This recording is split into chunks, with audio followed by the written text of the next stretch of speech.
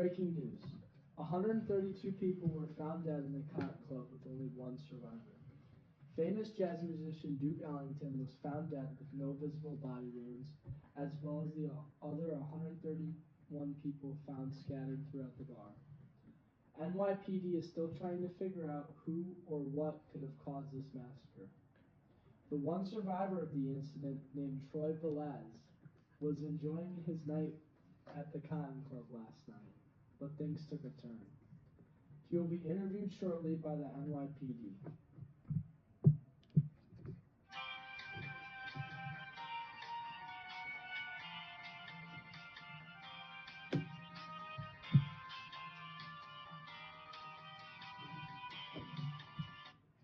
The NYPD Broadcasting Center will be live shortly.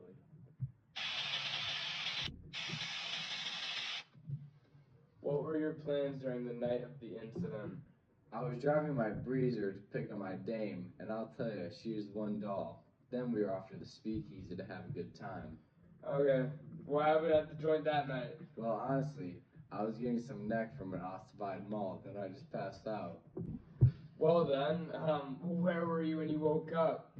I woke up in the back room with a feeling of the heebie-jeebies flooding over my body. I woke up and saw a bimbo walking out of the room with a torpedo upon his hip. He left in a hurry, and I looked as if he was on the lam. Very interesting, Troy. Do I look like a sap to you, piker? No, of course not, sir. While Troy is being investigated, here are some insights on the latest automobile of the century. Do you need a new car? Are you tired of driving that disaster on wheels? Looks like you need the new Rolls-Royce Silver Ghost. This car features a nickel trim, silver-plated hood, and a whopping 50 horsepower. Go to your nearest Rolls-Royce dealership to pick out the car of your dreams. Now back to the ongoing investigation. We have a new insight from an anonymous source that the deaths were a caper.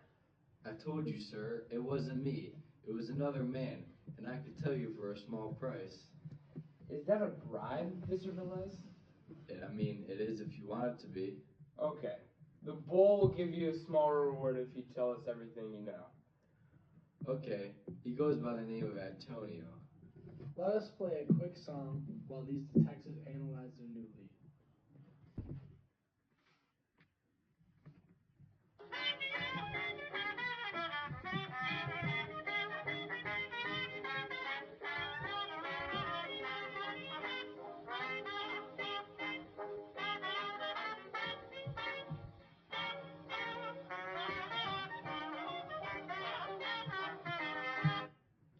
And we're back with more insight into the case. Hello, listeners. We are now interviewing the worker from the Cotton Club that didn't seem to be there that night. Hello, boss. We have found Antonio. Would you like to speak to him now? Yes, we're on air. Your officer over here didn't explain why I'm here very well. Would you like to explain to me why I was put in cuffs for no reason at all? Well, I was in my shop wasting time. I didn't get much business, but it seems like the Cotton Club did that last night. This might be a stupid question, but did you keep count? Yeah, it was a stupid question. Of course I didn't. I was stocking up in my shop. Was there anyone else with the shop that night? Well, actually, yes. My business is on the verge of closing, and I could use all the help I could get. My daughter was here with me, but I doubt she will have any information for you. If you could, get her over here. I have a few questions I'd like to ask. Okay, I can go ahead and get her, but be slow with her. She's different. Hi, my father sent me to talk to you. Yes, I'd like to ask you a few questions if that's okay. Do you know how many people came in the shop tonight? Yes, I do actually. Approximately 133 people went in that club that night. Okay. Do you know the names of any of the or descriptions of the people that came in or out? There's one man actually. He had a white apron on and a white chef's hat. Seemed like he was a chef of some sort. I noticed him because most workers come through the back in the alleyway. I see. Let me look into this information. Thank you.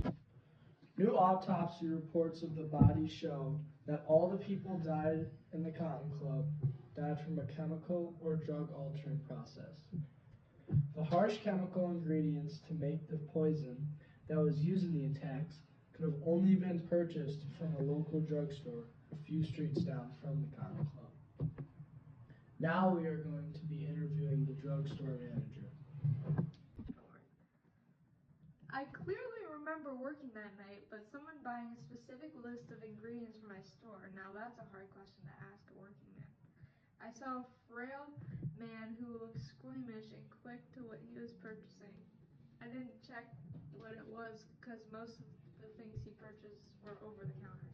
Can you please describe the man who bought these ingredients in a little more detail? Yes, he had brown medium length hair. Now that I'm thinking about it, I don't know how I forgot this. He had a long white outfit and he looked like a chef, an experienced chef because of his age. Okay, thank you, sir. This should help us out a lot, actually. Our sources have led us to believe that the chef is guilty for the mass deaths.